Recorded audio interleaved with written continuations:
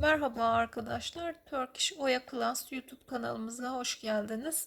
Bu videomuzda şöyle çiçek pullarımız var. Çiçek pullarımızla yaptığımız sıralı bir şekilde örülen kolay ve oldukça kibar bir örnek çalışmamız var. Bu örneğimizin yapım aşamasını öğrenmeye çalışacağız. Örneğimize geçmeden önce şemamıza bir göz atalım. Evet, örneğimizin alt bölümü zürafa kısmımız. İlk zürafamızın içerisine bir adet sık iğne yapıyoruz. 3 zincir çekip aynı zürafamızın içerisine 2 tane ikili trabzan yapıyoruz. Bir tane trabzanımızı da sık iğnemizin içerisine yapıyoruz ve daha sonra sıradaki zürafamızın içerisine 3 tane ikili trabzan yapıyoruz ve 3 zincir çekiyoruz. Buradaki çiçek pulumuzun hemen ilk yaprakların arasına bir adet sık iğne yapıyoruz. 5 zincir çekip sıradaki yaprak arasına sık iğne 5 zincir çekiyoruz ve sıradaki yaprak arasına sık iğne yaparak bu şekilde 3 tane halka oluşturmuş oluyoruz. Üçüncüyü de yaptıktan sonra 3 zincir çekip bir zürafanın içerisine 3 tane ve diğerinin içerisine de 3 tane yapıyoruz ve aradaki sık iğnenin içerisine de bir tane yaparak toplamda 7 tane yapmış oluyoruz ikili trabzanımızı. Tekrar 3 zincir çekiyoruz. Çiçek pulumuzun etrafına aynı işlemi yaparak örneğimiz sıralı bir şekilde devam ediyor. Önce siyah renkli olan bölümü yapalım. İlk zürafa içerisine bir adet sık iğne yapıyoruz. 3 zincir çekiyoruz.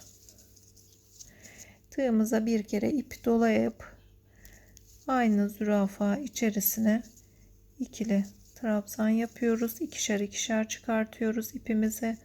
Tekrar bir kere ip doluyoruz ve aynı şekilde 2 2 çıkartarak bir trabzan oluşturuyoruz. Toplamda 3 tane trabzan yapmış olduk.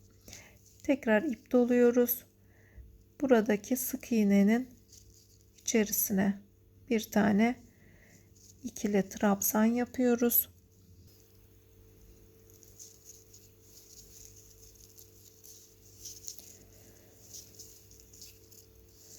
Sıradaki zürafanın içerisine de aynı trabzanlardan 3 tane yapalım.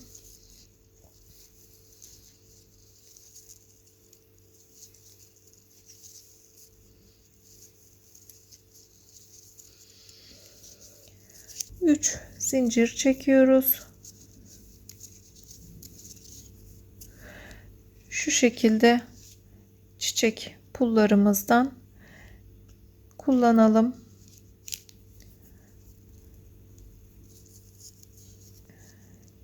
Şöyle ortadan tığımızla girerek yaprak arasına bir adet sık iğne yapıyoruz.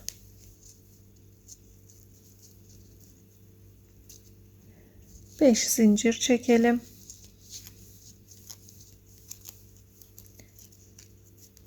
Sıradaki yaprak arasına aynı şekilde sık iğne yapıyoruz.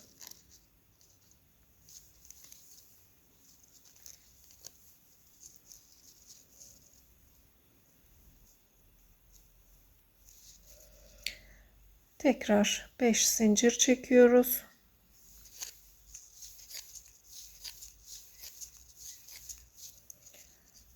Ve yine yaprak arasına sık iğne yapıyoruz.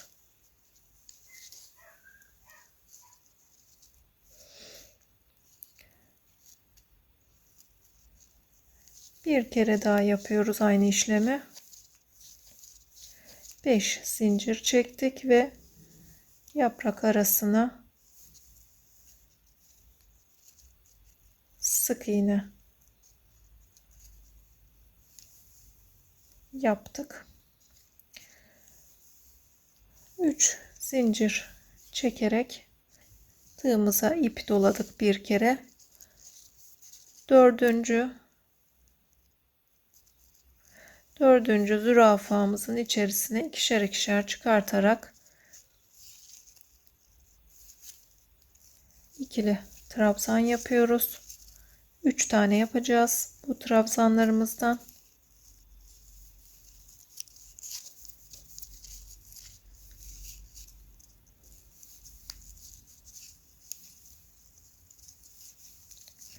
Üç tane trabzan yaptık. Bir kere daha ip dolayarak burada yaptığımız sık iğnemizin içerisine yapıyoruz trabzanımızı. Tekrar tığımıza ip dolayarak sıradaki zürafamızın içerisine 3 tane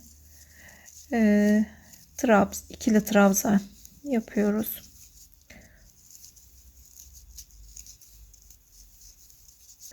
Tekrar 3 zincir çekelim ve yine pulumuzdan kullanıyoruz. Hemen arasına girerek bir sık iğne yapıyoruz.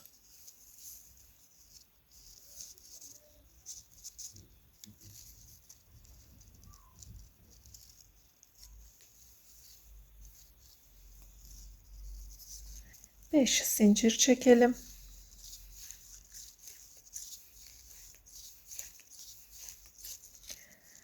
Beş zincir çekerek sıradaki yaprak arasına aynı işlemi yapıyoruz. Evet, 5 zincir çekelim.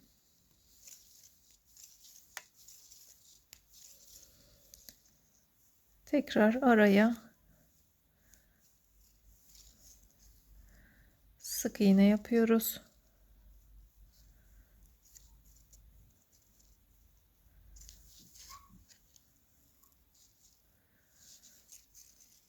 Evet, örneğimizi bu şekilde devam ederek tamamlayalım. Evet, örneğimizin alt bölümünü bu şekilde devam ediyoruz. Şimdi üst bölümün yapımının şemasına bir bakalım. Evet, üst mavi renkli olan bölümü yapacağız. Burada altta yapmış olduğumuz trabzanlardan ikinci trabzanımızın içerisine bir adet sık iğne yapıyoruz. 3 zincir çekip sıradaki trabzanların üzerine birer tane ikili trabzan yapıyoruz ve 2 zincir çekip burada yapmış olduğumuz halkamızın içerisine 2 sık iğne yapıyoruz. 4 zincir çekip bir sık iğne, 4 zincir çekip bir sık iğne, 4 zincir çekiyoruz ve sonda da yine 2 tane sık iğne yapıyoruz. Sıradaki halkamızın içerisine geçerek 2 tane sık iğne yapıyoruz. 4 zincir, bir sık iğne, 4 zincir, bir sık iğne, 4 zincir ve tekrar 2 tane sık iğne yaparak işlemimiz bu şekilde devam ediyor. Burada oluşturduğumuz 3 tane bağımızın üzerine aynı işlemi yapıyoruz. Üçüncü halkamızın içerisine de aynı işlemi yaptıktan sonra 2 zincir çekip üçüncü, dördüncü ve beşincinin üzerine birer tane ikili trabzan yapıyoruz. Tekrar 2 zincir çekerek sıradaki çiçekli bölümümüzün üzerine mavi renkli olan kısmı yaparak işlemimiz bu şekilde devam ediyor. Şimdi bu bölümü yapalım. Baştaki 3 zincirimiz değil, yandan bir ikinci trabzanımızın içerisine bir sık iğne yaparak başlayalım.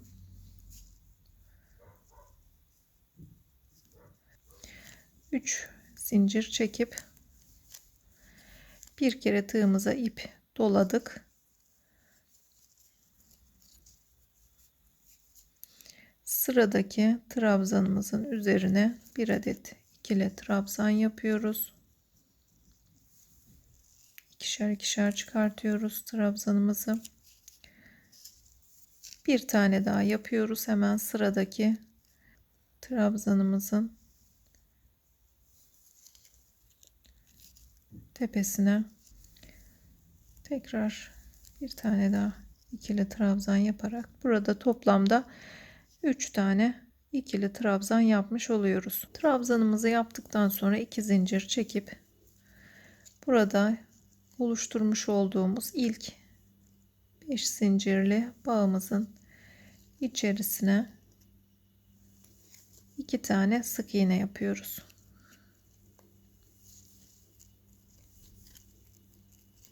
Dört zincir çekiyoruz. Bir sık iğne. Tekrar 4 zincir çekiyoruz. Bir sık iğne yapalım. Bir tane daha 4 zincir çekip bu sefer sonda 2 tane sık iğne yapıyorduk. Bir tane daha sık iğne yapacağız.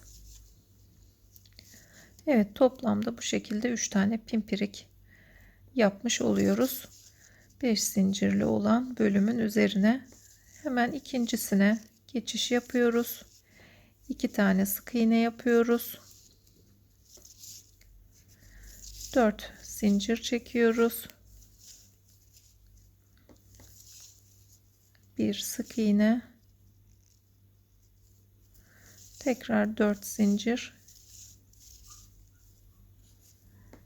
Bir sık iğne yapıyoruz.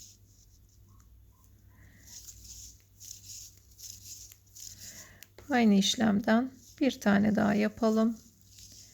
Sonda yine 2 tane sık iğne yapıyorduk. Bir tane daha sık iğne yapıyoruz. Evet, bu şekilde 3 tane pimpirimizi yapmış olduk. Tekrar sıradaki 5 zincirli bölüme geçiş yapıyoruz. 2 tane sık iğne yapıyoruz. 4 zincir çekiyoruz. Bir sık iğne yapıyoruz. Tekrar 4 zincir çekelim. Bir tane sık iğne yapıyoruz. 4 zincir çekiyoruz. Bir sık iğne yapalım. Burası son bölüm olduğu için bir tane daha sık iğne yapıyoruz. Evet, bu şekilde 3 tane pimpiriğimizi tamamlamış olduk. 2 zincir çekerek 2 zincirimizi çektik ve aradaki trabzanlarımızı yapacağız. Bir kere tığımıza ip doluyoruz. Sıradaki 3. trabzanımıza 3. trabzanımızın tepesine bir adet ikili trabzan yapıyoruz.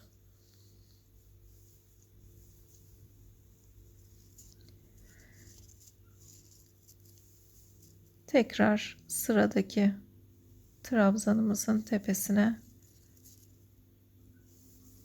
ikili trabzan yapıyoruz ve bir tane daha yapıyoruz aynı trabzanımızdan sıradaki trabzanımızın tepesine. Evet, bu şekilde 3 tane trabzanımızı da yapmış olduk. 2 zincir çekip hemen buradaki ilk zincirli bölüme 2 sık iğne yapıyoruz.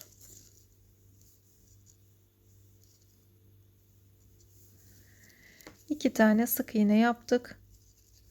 4 zincir çekiyoruz. Bir sık iğne, 4 zincir, bir sık iğne,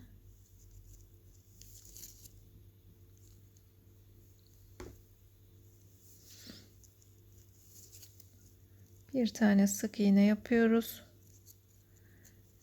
Son bir tane daha yapacağız. 4 zincir ve son bölüme 2 tane sık iğne yapıyoruz.